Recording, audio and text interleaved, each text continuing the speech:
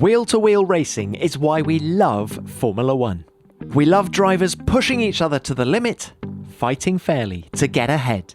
Victories are recorded in the history books, but great racing is remembered by those who witnessed it and by those who lived it. I remember at the end of the straight line, I went inside the corner, he was outside, and I see his eyes very short. And I said, he don't give me 1/2 second. For me, it was my best race because he was my best friend too. Dijon 1979, a race for the ages, the red Ferrari of Gilles Villeneuve and the yellow Renault of René Arnoux. Welcome to F1 Beyond the Grid with me, Tom Clarkson, and one of our sport's great wheel-to-wheel warriors. During his decade in Formula One, René Arnoux drove for both Renault and Ferrari national racing teams where the pressure to win was intense. And he did win. He took 5 Grand Prix victories in the early 1980s, one of the sport's most competitive eras, fighting the likes of Alain, Prost and Niki Lauda. In qualifying especially, Arnoux was often untouchable. René's love for racing hasn't dimmed one bit. You can hear it in his voice when he recalls those flat-out qualifying laps, that legendary race with Gilles Villeneuve, and his notorious battle with Renault teammate Alain Prost in 1982. There's a little regret too that his best chance of winning the Drivers' Championship slipped away, and he glows when recalling his magical meetings with Enzo Ferrari. Their exchange after Arnoux led Ferrari to the Constructors' title in 1983 is classic Enzo. I hope you enjoy our conversation.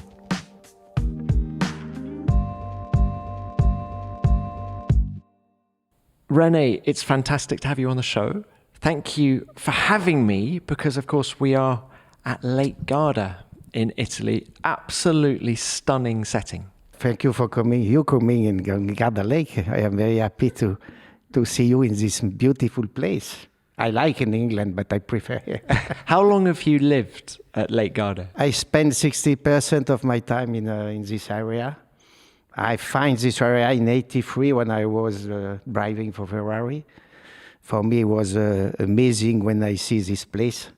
Now I live here and I coming back for a long time. How far are we from Maranello?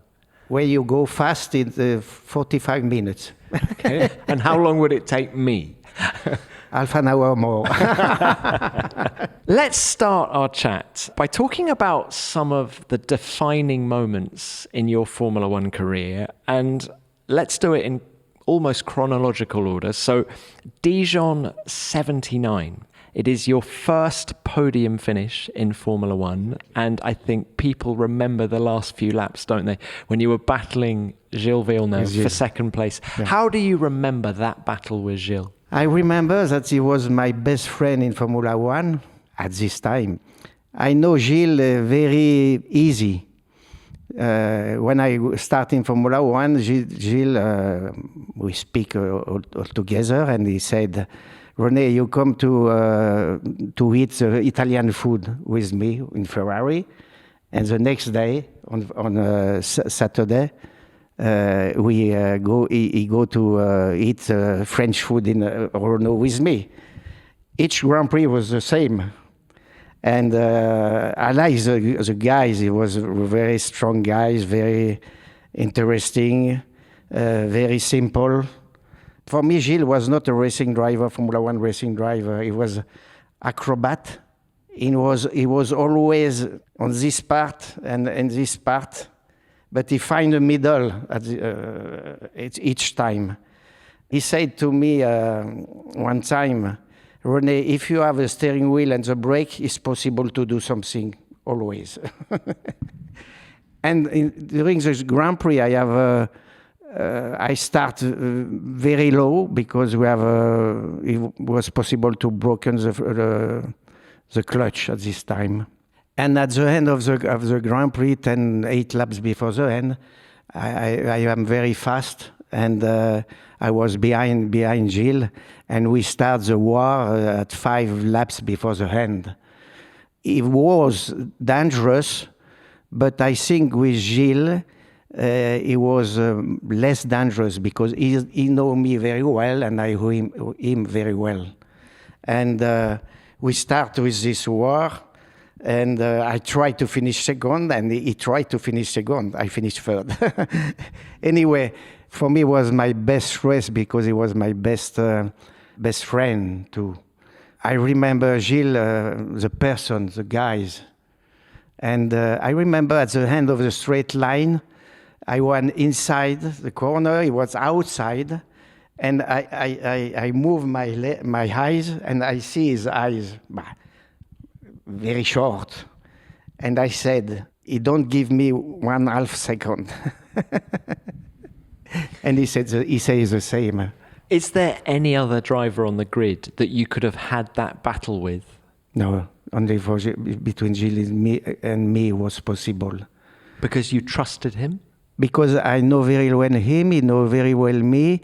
I know he don't make bad things, and he knows the same about me. I said always, if he was another driver, maybe I finish second, not third. It was a wonderful battle. And what did you say to each other after the race? Can you remember? After the race, a lot of people were directly on the podium. A lot of people said, "Oh, now it's a punching ball. It's dangerous area on the podium between Gilles and me." But Jabouille was in the middle. I take his hand, and we have a very big smile all together. The best thing it was after this race, after the podium, everybody go in a press conference, and I find a place. I am sitting, but I'm tired. My car was very difficult to drive. And I see the 5 laps before the end. And I am very impressed about the Grand Prix when I was sitting, not during the race. And I remember it was Mauro Forghieri, he was near me. And at the end of the race, he put the 2 hands in the sky and he said, "These 2 guys is completely crazy. It's not for the first and the second place, it's for the second and third place." And we finished like that. I felt a bit sorry for Jabouille because, of course, he'd won Renault's first race in Formula One, yet the only thing people were talking about afterwards was your battle with Gilles. Yeah, for 3 or 4 months, he was not happy about that. And he speak with me, but not really happy. And it's not my fault. But you remember, you have at this time the newspaper, L'Équipe. On the first page, we have Jabouille on the podium, only Jabouille. And the page opposite, it was a puzzle of different photos of the war. And at this time, everybody sees the last page, not the first page. It was lots very of nice. pictures of your battle with Gilles. Yeah. It was fantastic. And what a way for you to get your first podium in Formula One. Yeah, I finished third, but I remember only this war, these 5 laps before the end. I tell you before, best friend I have in my career. And, it's more than 40 years. And I was in Goodwood 2 weeks before. A lot of people. I drive in Goodwood the Renault. When I make the war with Villeneuve and me, the Renault Historique, we built completely the car. It's very nice. And a lot of people stop in the front of this car and they said, "René, this car, it's a 79 car." I said, "Yes, it's 79. It's the best race in Formula One." In Italy, it's the same. I drive for Ferrari, but a lot of people remember that this very strong war between him and me. I remember I was in Paris, but 10 years ago, in Champs-Élysées, with you have a Renault store. We have a lot of people to see the Grand Prix at this moment. And when I coming back to take my car, I go upstairs and I go to take my car. Guys stop me and says, "René, you make the best race in Formula One." And I said, "Ah, yes? What race?" 79 with Gilles and you. Well, that, yeah, you want to see? I have on my phone. That no, I know. So I remember the race. And I said to the guys, how old are you? 22. It's a long time. Yeah, of course, he wasn't even alive. I mean, it When was you make a nice race, a lot of people Yeah. remember the race. Of course they do. So that was the first moment I wanted to talk about. Second one, you were always brilliant in qualifying. 18 pole positions to your name. Yeah. And I want to ask you about Austria 1980. The Österreichring, that fearsome, very fast track, known as the Red Bull Ring today. But you were 1.2 seconds faster than anyone else that day. Can you remember the lap? Yeah, I remember. I remember. It was like yesterday for me, because when you car. First, I like the fast track, and it was very fast. Zellweger at this time. Now it changed a lot. Every track, when you go too fast, you make 1, 2, 3 chicane. And I want to tell you one thing very important. When I make these very fast laps, we don't have a radio at this time, etc. But when I make one laps very slowly, I coming back to the box, I was in my head sure that I make a pole position, because the laps was perfect. When you have the car very strong, tires, you are in a very good form, and you don't make one mistake in a big bend, because the medium speed was very high at this time. And I coming back with my car very slowly, because with the turbo it was necessary. But I said in my head, I am in pole position. I was sure about that. Because it was the perfect lap. Yeah, perfect. Perfect the car, perfect the mechanics, perfect me, perfect everything. Yeah. The problem at this time with the Renault was very strong in qualify. It was not very strong, the engine, during the race. We broken a lot of engine. So you had to turn it down quite a lot for the race, did you? Yeah. And this was a pity, because I think with Renault I lose maybe 1 or 2 world championship, because the car was very strong, competitive, but not during the race. You remember when Rosberg won the championship in 82, I think. I was a leader in Dijon, and he was second, but I have 20 seconds more, and I broke my engine 8 laps before the end. And Rosberg wins the Grand Prix, and he win only one race for the championship. If I win the race, he wins the championship, because he's always on the podium. Why were you so good over one lap? What were you able to extract from yourself and from the car that most other drivers couldn't? To do one lap, you have a special tires for this. And yeah, but everybody had the tires. Yeah, exactly. Everybody was the same condition. Yeah. But this exercise was for me very interesting, to make one laps and to ask to your car everything, and to ask to yourself everything. And you don't have 2 laps, because after one lap the tire is destroyed. And for me, this type of experience was really so interesting, because you must to give in less than 2 minutes the maximum, and I like this performance. Were you an instinct driver, or would you spend a lot of time planning the lap in your head before you did it? No. I said always, if you imagine 100 start for the Grand Prix, is impossible, because you have at the start the 101. It's impossible to know that. But I am very concentrated, this is sure. And when you like to ask to use maximum for one laps, for me, when I go in my car and I sit in my car, I think I change the face, and I am the motivation. I want to make the best, the pole position. And for me, it was a very exciting moment. You had this feel for grip, though, didn't you? You had a slow out lap on the qualifying tyres, and then bam, you could find the grip immediately at the start of for your me lap. it was easy because you make one lap very, very slowly to don't destroy your tires, and after you give 100%. And for me, it was very easy to have this type of concentration. And some people must to have 1 or 2 or 3 laps. For me, it's suddenly. You must to go suddenly. If you're a small business owner and find yourself in need of more hands on deck on a daily basis, LinkedIn Jobs can help you find the right people for your team faster and for free in just a few simple steps.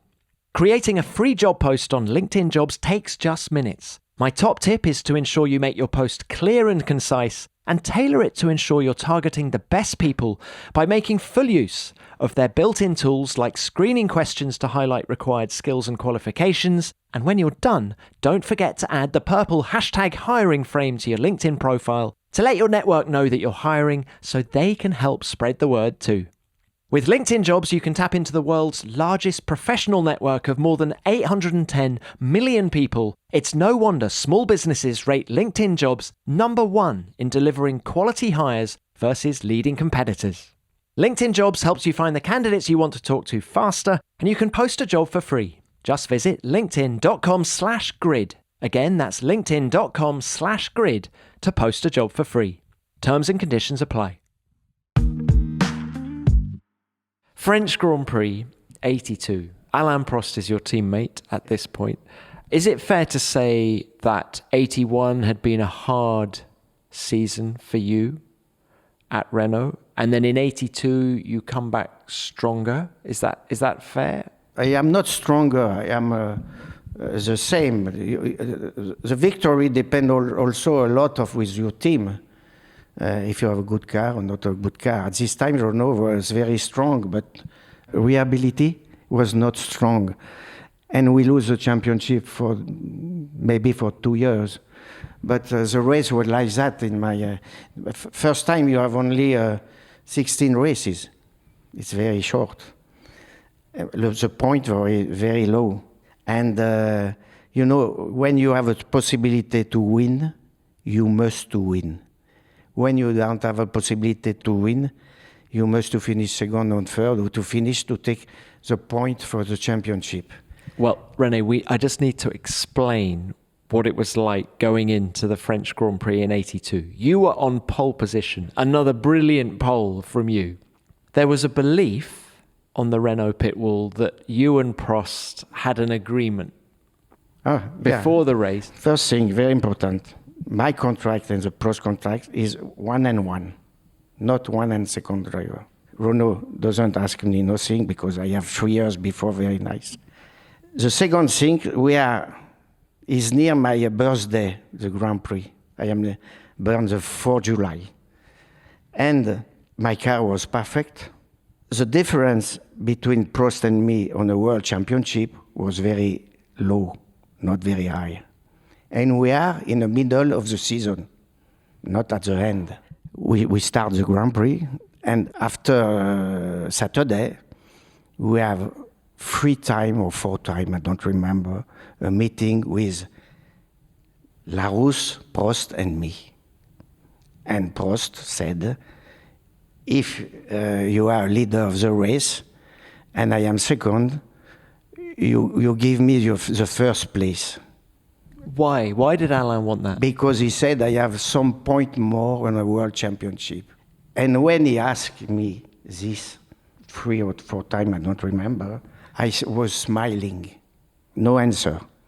The last test, Prost asked this between Larousse, Prost and me, not the manager of Renault, because Prost said the manager of Renault was there, not there. When he asked me, after 5 minutes, I take my hand and I said, yes, yes. But I was smiling. Were you joking? Yeah, completely joking. What did Larousse say? Larousse said nothing. He doesn't ask nothing between me. He was Prost to ask the meeting, always. And we start. My car was very fast, very good. It was very, when you win the Grand Prix, it's strange, but it's very easy to drive because everything is very good, perfect. And you go. 10 laps before the end, I was always afraid because I listened my nose, my engine, and everything, but everything was in a good condition. And I win the Grand Prix. That's all.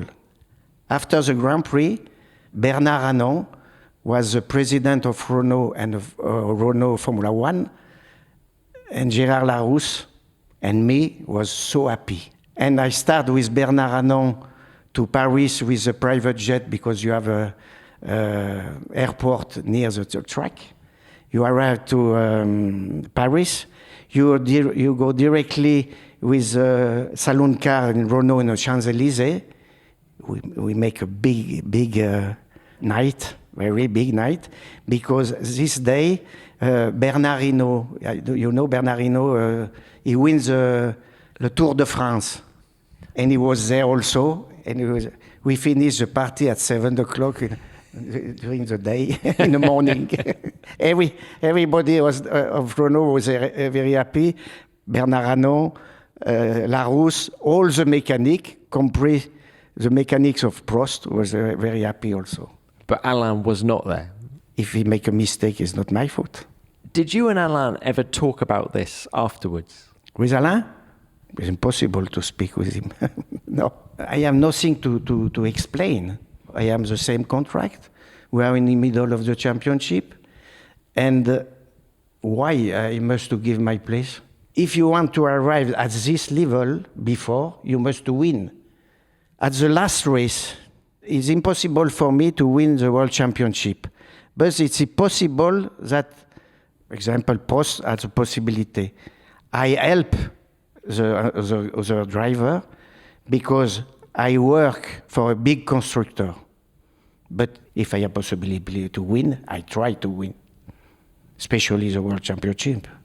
So why was such a big fuss made after that French Grand Prix in '82? I've looked back through the footage, I've looked at some of the magazine articles, and it's this big fight between you and Prost about team orders, but it seems to me there were no team orders from what you're saying. For me, it doesn't change nothing. For the next Grand Prix, I said hello to each mechanic. Gérard Larousse was really happy at this time. And when I to leave to Renault, I cry because it was a very nice team. 4 years, really interesting. I developed the turbocharge. The mechanics was very good, very strong. Michelin was a very, very nice performance with the tires. It's difficult to change the team when you have at the start a very good team. But when you have a possibility to drive Ferrari, everybody wants to try to drive with Ferrari in this career. Could you have stayed at Renault for '83? Did they want you for '83? I have a possibility to stay with Renault. But, when I go to speak with Enzo, I want to drive with Ferrari. And it's for that I said, Mr. Ferrari, it's possible to tell to Larousse, next year I am not with Renault. But it was very difficult for me. You have a very strong team, you go in another very strong team. But the second one, it's a very strong name too. A very historic name in Ferrari. But historic René, name. one last question about Renault and Prost. How did Alain's arrival at Renault change things? Because it seemed to me, with Jabouille, you were the faster driver, and you were the dominant personality. Then Prost comes in. How different was it for you when he was there? When I was with Jabouille and with Prost, my strategy to drive and to make a private test, it was exactly the same. I developed the car, I developed the tires, and sometimes in Formula One it's very difficult to find the good way because the way is very narrow. Sometimes you test some suspension, aerodynamic, and at the end of the day you have a briefing. But sometimes you don't speak about what happened during this day, because the next driver, in part of you, tests the same way. Exactly. Monday one, Tuesday another. And only after the third day you speak all together, because it's very narrow to find a good solution. Because if you start in a bad way, you lose the time. You don't ask 1 second, it's more. 2 cents is very important in Formula One. And this is really, really important to do that. And for me to work with Jabou, with Prost, was the same. I have a big character, but I accept another driver as the same character of me. Because if you don't have a big character, you don't drive in Formula One. Are you and Alain friends now? Can you, 40 years later, laugh about it? Yes, when I see him, I said hello, and hello again. After, I accept really a big driver in part of me. I think he doesn't accept. I respect everybody. But for me, it's also important that Alain develops the car in the same way like me. This is really important. There's another qualifying performance I wanted to ask you about. And actually, it's your last pole in Formula One, Silverstone 83. You were 7/10 faster than anyone else that day. First of all, how much had the turbo engines improved by 83? What was it like? How much power did you have? I was actually at Silverstone that day, and I remember as you came out of the pits, when you had the boost turn right up, there's a little trail of black smoke coming out of the back of the car, and I knew you were about to let rip, and you did. Yeah, it's always this. I was in driving for Ferrari at this time, and it's always Silverstone. I like Silverstone, the whole track. It was very fast too. I said before, a very fast track is really interesting because, Monte Carlo, it's a different condition to drive. But with Silverstone, Zellweger, Spa, you play with your car. You play with the brake, you play with your steering wheel, you play with the accelerator at the exit of each corner, each big bend. This is very interesting. But, it was the same at this time with Ferrari. Before to coming back, I know that I am in the pole position. I make also a pole position with a Ferrari in 83 in Detroit. I was very, very fast. But I lose the race because I have a problem with electronic, the small part electronic at mid-time, but it was dead. But it's always, it's completely different to make one lap very fast and the race is another thing. But this experience, you have, in my time, you have Friday and Saturday, 2 hours qualified, and the best time it's the starting grid. And I was always Friday and Saturday very exciting about that to try to make a pole position with different car. Did you find qualifying more exciting than the race in many ways? It's completely different. Maybe I prefer to make one lap very fast, but you must to start with the World Championship at when you start the Grand Prix, and. The race is it's a hand of when you develop the car, you make a pole position.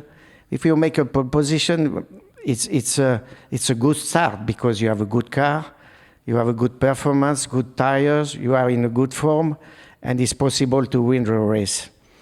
The problem in my time, it was when you are leader of the race, 10 laps before the end, you are very afraid. And you listen the noise and everything.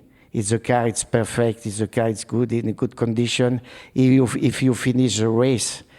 I tell you one thing really very nice. In 82, I drive for Renault in Monza. I make a pole position. The car was really fantastic. I start and I go. After 20 laps, I have the fire in my overall. And I said, what happened? And then I don't find a solution. Why? And after 5 laps, I said, I have a fuel in my overall. But at this time, I am not afraid about the fire, possibility of the fire. I am afraid, and I said in my head, oh, maybe in this case, I lose some fuel and I don't finish the race. Anyway, it was more and more and more. And I said, impossible to see the flag. And my car was perfect. It was so perfect, and I finished the race, and I win the race. And my car was stopping at the last lap when I coming back to the pits. Perfectly judged race. Had you already signed a contract with Ferrari for 83 when you won that race? When I win in Monza, the 2 Ferrari with Tambe was second, and third with Andretti.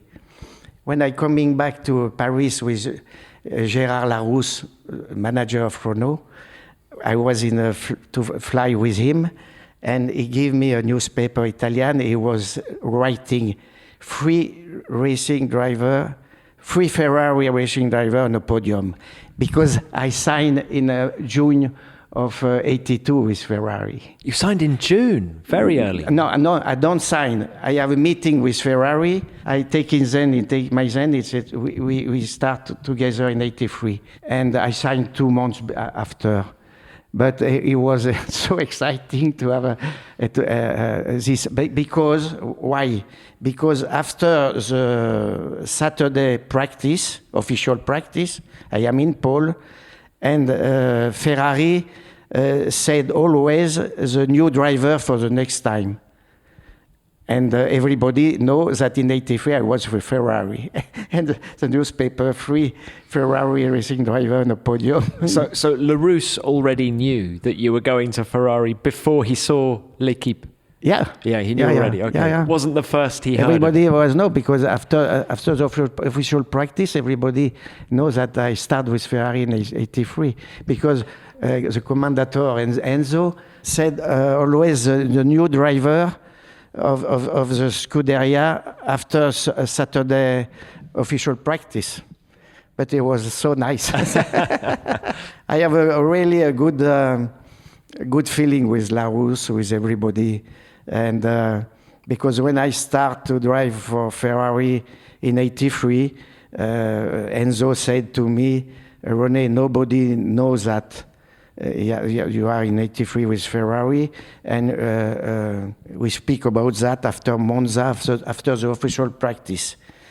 And I said to Enzo, yes, of course, but for me it's impossible to don't speak with Gérard Larousse to find another driver when I go.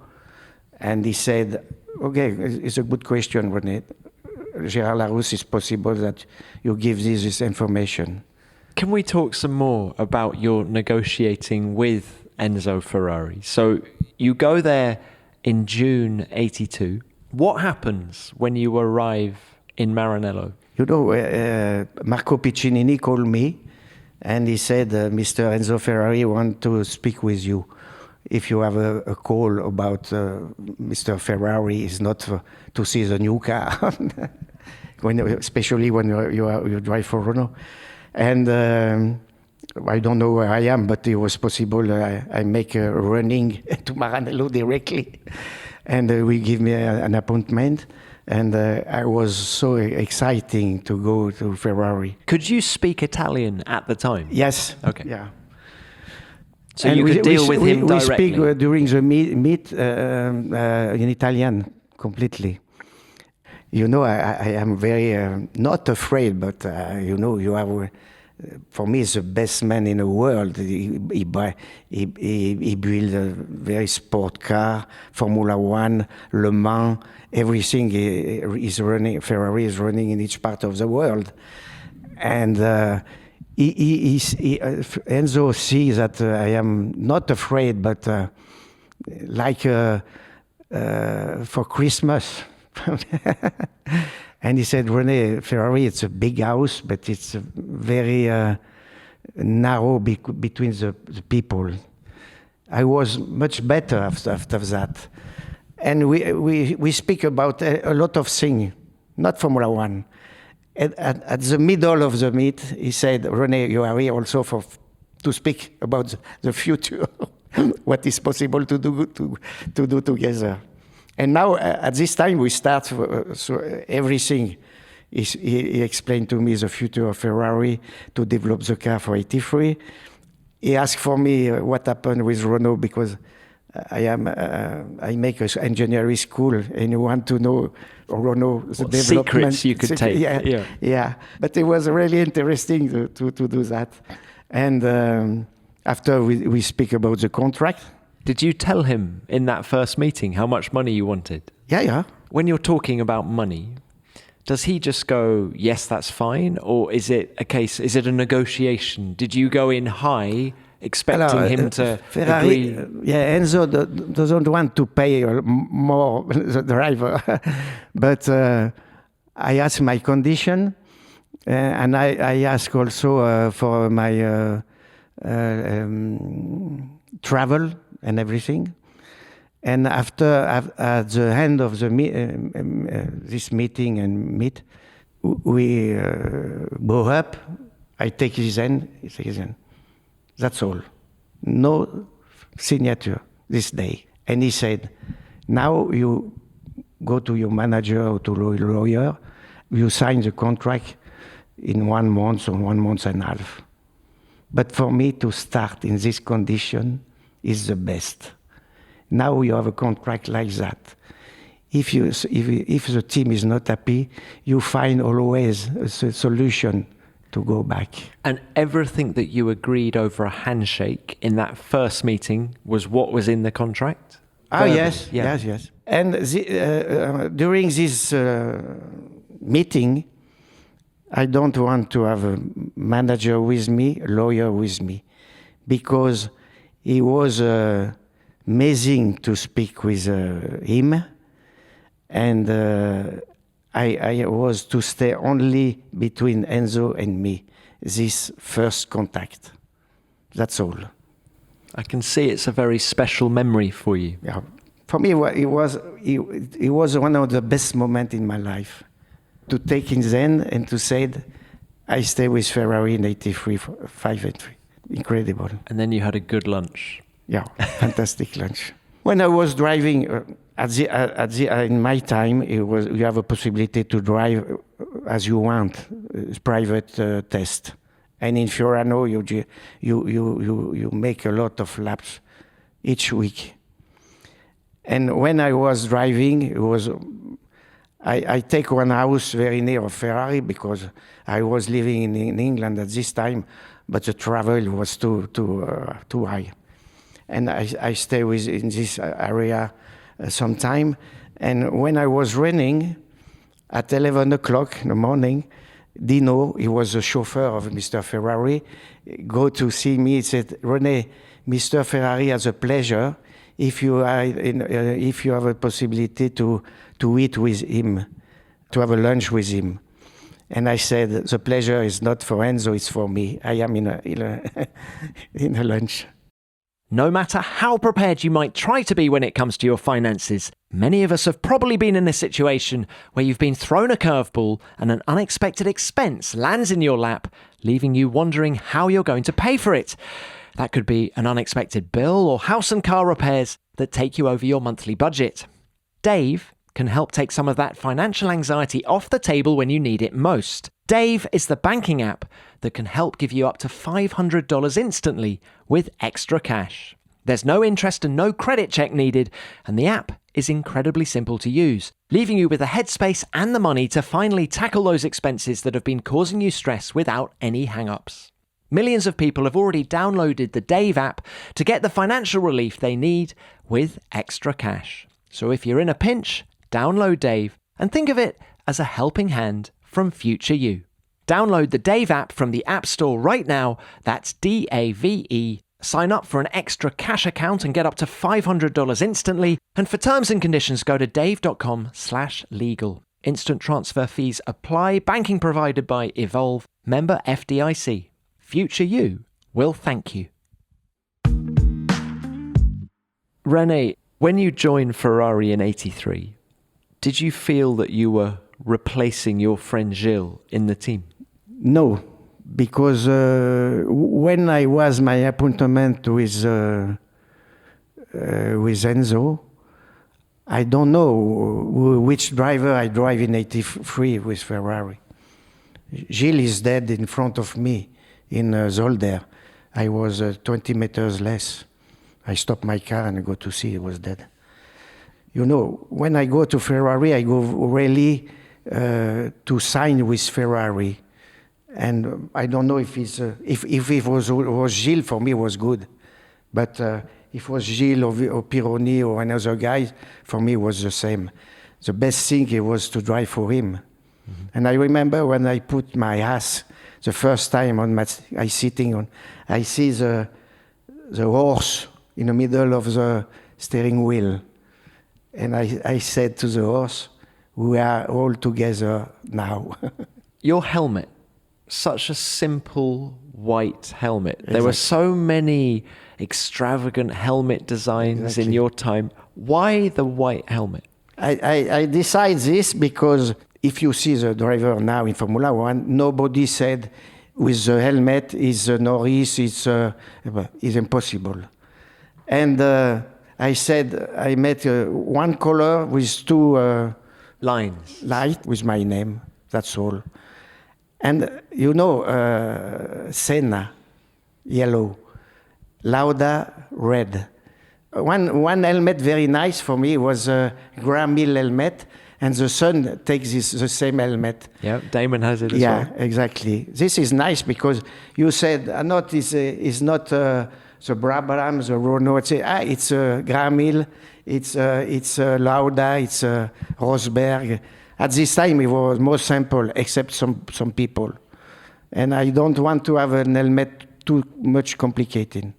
René, you went from racing for the French national team to the Italian national team. Were there many similarities between the way Renault and Ferrari went racing?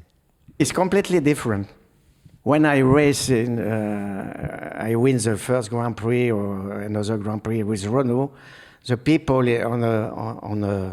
in Paris said, René, it's fantastic race, you win the race, congratulations. When you win the first race with Ferrari, it's another place. And how famous were you in Italy when you were a Ferrari driver? When I drive for Ferrari, it's for your life. A lot of people know me. It's no Ferrari. When you are a Ferrari, everybody said you drive for Ferrari. 3, 4, 5. 5 is the middle, and it's for the life. And I remember one thing when I was in Adelaide in Australia. I arrived to the airport in Adelaide. I have my bag. I exit to take a taxi. One guy arrived. Oh, René, I am very happy you go to the first Grand Prix in Adelaide. I give you my card.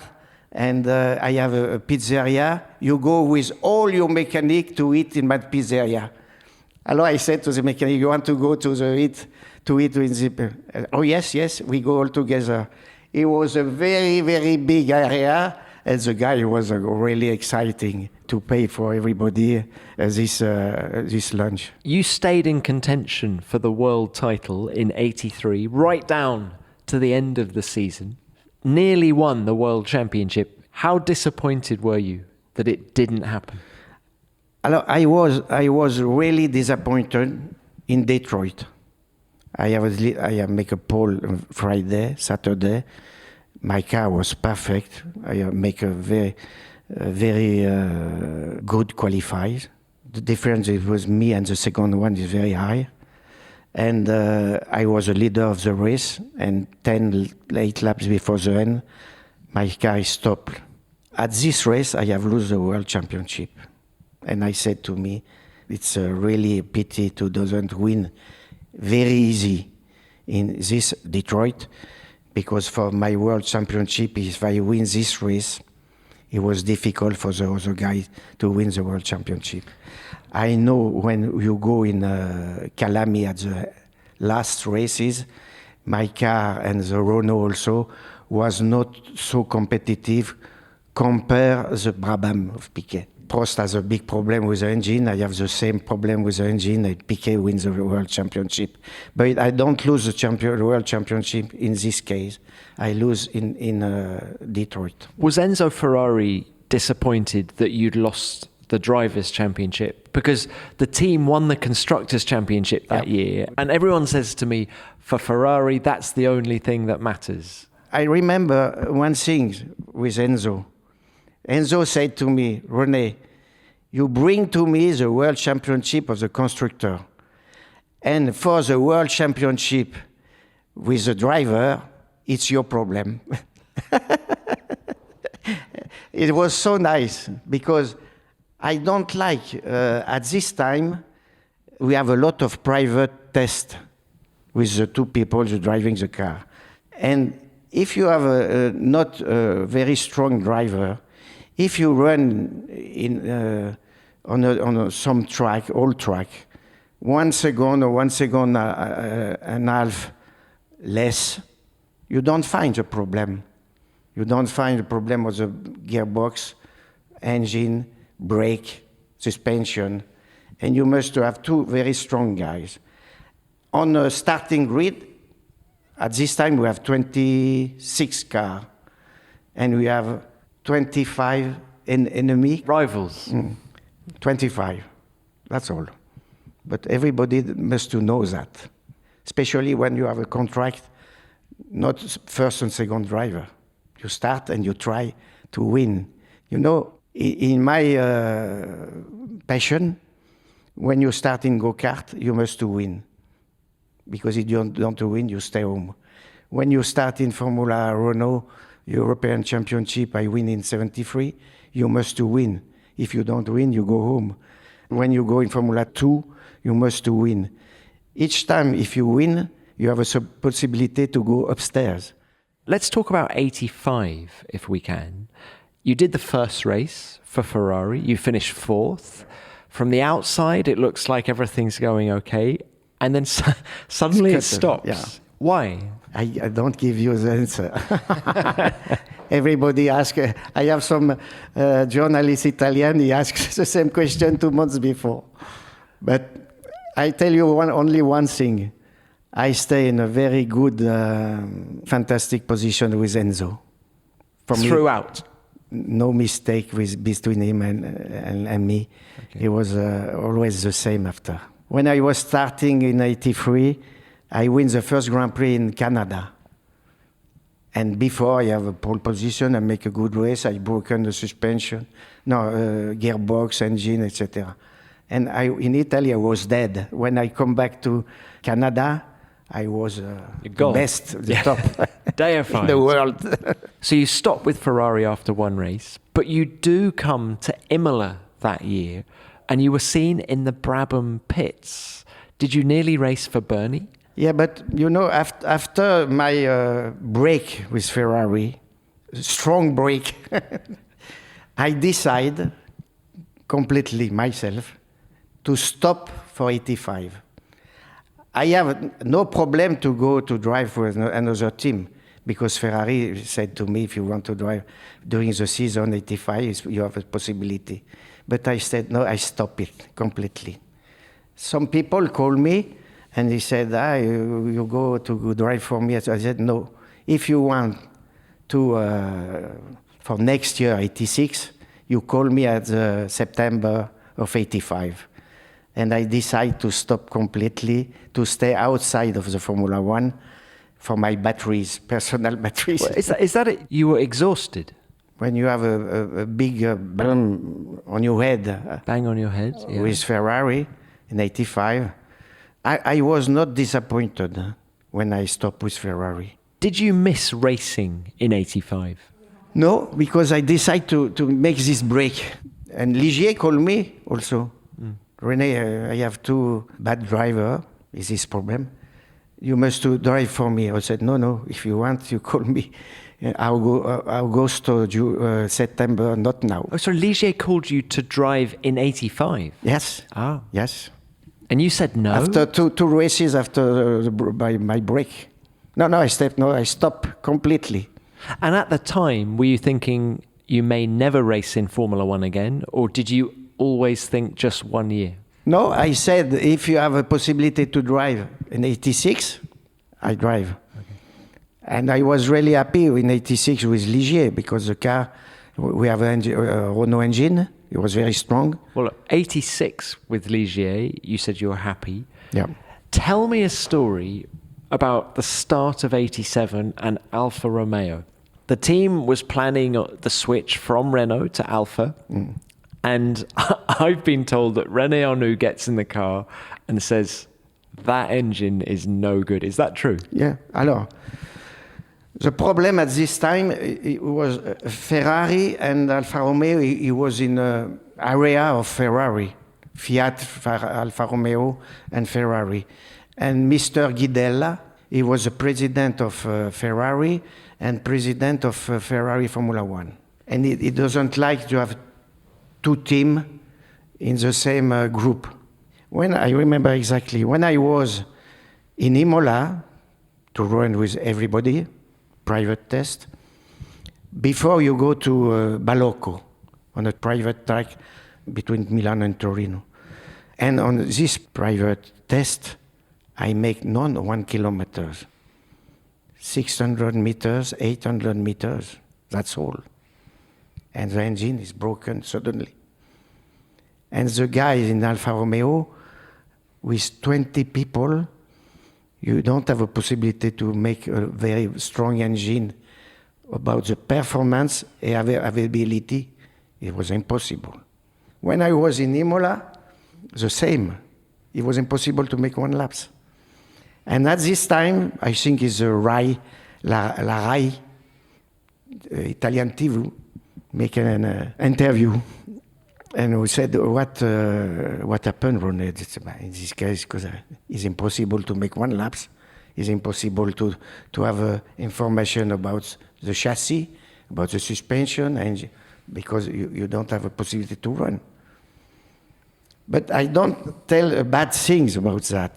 Mr. Guidella, when he listened this interview, asked to the TV to cut a lot of things. Not really completely. And at this time, it was really, not really bad, but bad. And Guidella said, I broken the contract because Ligier and Alfa Romeo. And after we go with BMW, with Madère. So it was that interview with Rai that caused the problem? Yeah. But Ligier doesn't say nothing to me. Guy was fine with switching engines? Not fine, but Guy Ligier sees that it was impossible to make 1 lap. You arrive at the first race, you make maybe 2 laps. For me, if you do that, the season, it was completely a disaster. You've worked with some big characters in Formula One. I'm thinking Gerard Larousse, Enzo Ferrari, of course. Guy Ligier, what was he like? He's the biggest. You know, it's first thing, Guy loves the sport car, Formula One, and he make a sport car in Le Mans and different things. And this is sure, he loves the sport car. It was his passion, it was his life. When he opened his eyes in the morning, it's for the sport car. And the situation between Guy and me was very nice, because he have no, he's not in the middle. He love you when he don't love you. It's like that. The character of Guy, it's a shit, but if you are in the good part, it's very good. And you were on the good part. Yes, exactly. With Alfa Romeo, when he decided to stop, he doesn't say 1 thing about that to me. Never. Because I think he see himself the problem. And maybe it was better to change the system before to start. After 1 race, for him, for the team, it was a disaster too. How different was Ligier to Renault? Because, of course, a lot of the money was coming from the government, wasn't it? In the same way that Renault was? Alors, Ligier was always to find more money, not to pay me. But, you know, at this time, he was a good friend of Mitterrand, Charras, a lot of political system. And he found a very good sponsor. Ligier not was the best sponsoring in Formula One, but after McLaren, Ferrari, and Williams, he was very, very strong. You know, it depends after a few engineers, we designed the car, and it's very difficult to make a competitive Formula One. Because 86 was good, I spent a good time. Sometimes it was like that, sometimes it was up and down. And after in 87, 89, it was very bad because you have the problem with the turbo. We find there's a Judd and the Cosworth, but it was a really bad engine at this time, not competitive. In 89, in the middle of the season, I said in my head, I put one nail in my wall, one for my helmet, one for my overall, and I stop it.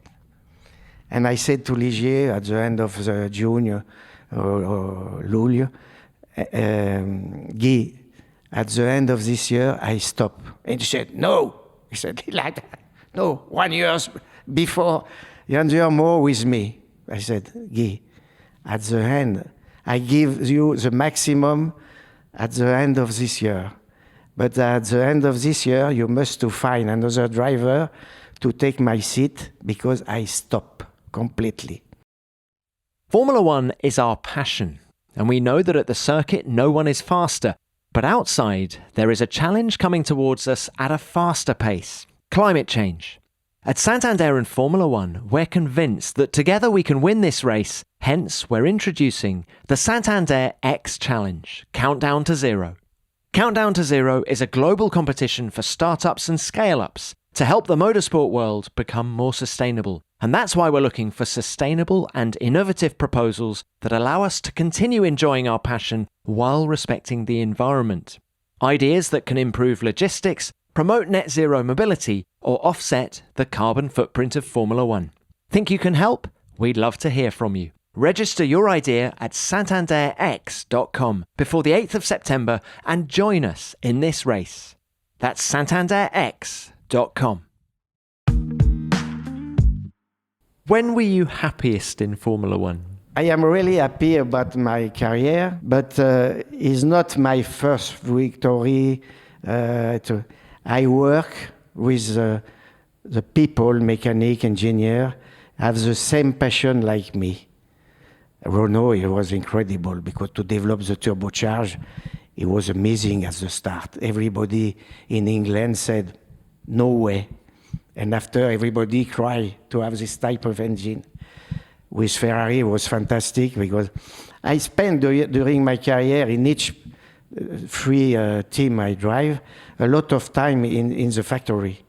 I make a technical school and I make an engineering engine, and it was really exciting to see the construction of the car completely, especially the Formula One of each piece is really built to go fast.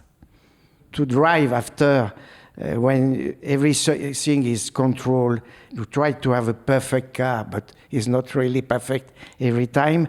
But to work all together, it's really a very, very nice moment for me. When do you think you were at your peak? Now? No, it's maybe in Dallas, when I finished second, because I was really, really aggressive. I didn't start. I was in pole position. And I know if I lose this place, I start last. I make each laps like a qualified during the race. And I finish second. I was disappointed because maybe, como I said before, maybe 2 or 4 laps before and I win the race. But I am so happy to finish in second in this condition when I start. Yep, you start at the back, your last podium in Formula One. So if that is your best race, what was your greatest quality as a driver? I think to drive in Formula One, you must have passion first, motivation, aggressivity, but not bad, good aggressivity. And I don't like Monte Carlo, but I like also. But Monte Carlo is one time during the years because it's another drive. In Monte Carlo, you must to tell to your car, you must to go here. In Spa, you play with your car. It's completely different. In Monte Carlo, you must to brake, to turn in, to have less understeer, and to control with the accelerator. And you plus to play for 78 laps. But I don't want to race 5 races like Monte Carlo. One during the years is good. I like Monte Carlo, but I spend a lot of pleasure to drive in Spa, Monza, Silverstone. Formula One is not to go to the medium speed low, very high. René, you say you need passion to be aggressive in a good way. Good aggressivity. Not you were also, I think, phenomenally brave. Sure. Especially during my time, because the car it was not very strong. It was. I remember in Goodwood this year, some people it was in the front of my car when I make a war with Villeneuve, and an English guy said, "René, you are crazy to go fast with this type of car, with the legs before the wheel, front wheel." And my answer was, this car in 79, it was the best car. You know, now it's very strong. You see the crash is incredible. It's better for everybody.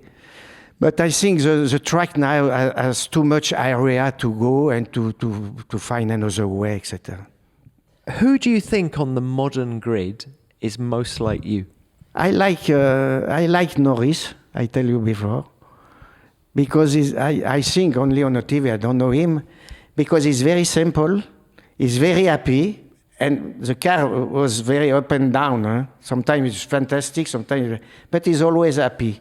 And I think his drive in this condition always at the maximum. We don't have, except when Schumacher drive with Todd. But the success of Schumacher, for me, is the success of Jean Todt. I don't see all the Grand Prix. Huh? But when I have a possibility to see the interview of Norris, I like, you don't go, it's not a job, it's a passion. You drive an exceptional car, fantastic car. You have a lot of emotion, sensation when you drive this type of car. It's really exciting. You listen everything.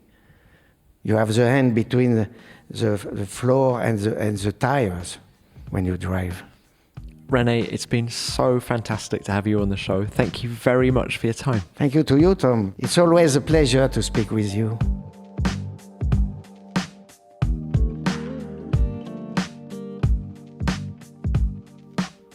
What a legend. I loved chatting to René. Everything he said reminded me why I fell in love with Formula One in the early 1980s. He's such an expressive character, and it was fantastic to hear his memories of a golden era in Formula One. René, many thanks for your time and for lunch. It was wonderful to chat, and I look forward to seeing you again soon.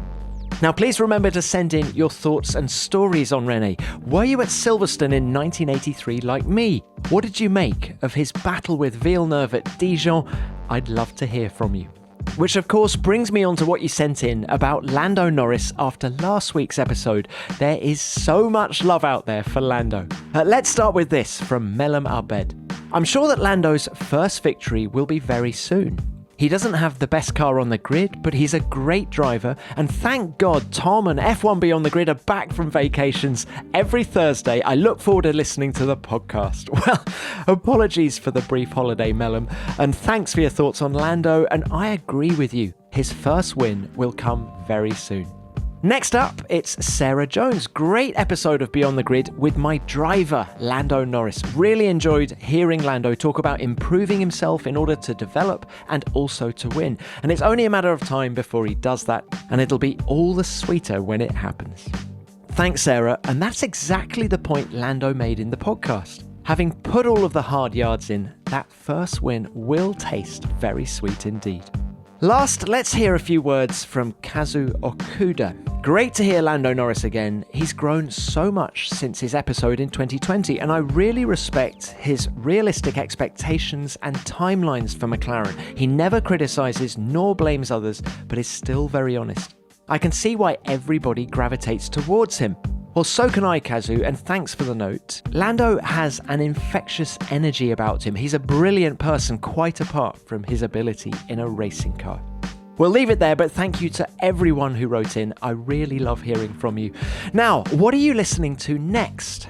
If you'd like to hear more from René, he features in our special episode about his great friend Gilles Villeneuve. There's a link to that episode in the description, or check out my chat with René's favourite, Lando Norris. And while you're on your podcast app, please leave us a rating or a review and hit the follow button for the fastest way to get our new episodes every Wednesday. Thanks for listening. F1 Beyond the Grid is produced by F1 and Audioboom Studios. Until next time, keep it flat out.